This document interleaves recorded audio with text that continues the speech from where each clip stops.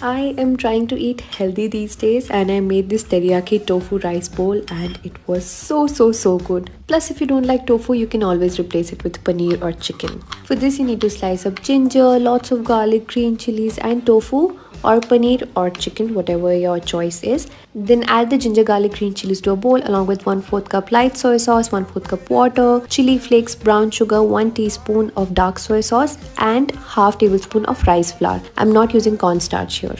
Mix and keep it aside. Then to a bowl add chopped cucumber, chili flakes, garlic and light soy sauce and the cucumber salad is ready. Then heat some oil in a pan and pan fry the tofu cubes till they are slightly golden brown. Then add the sauce into it, give it a good mix and cook for around 2 to 3 minutes till the sauce thickens up a bit. If you want, you can add a little bit of water.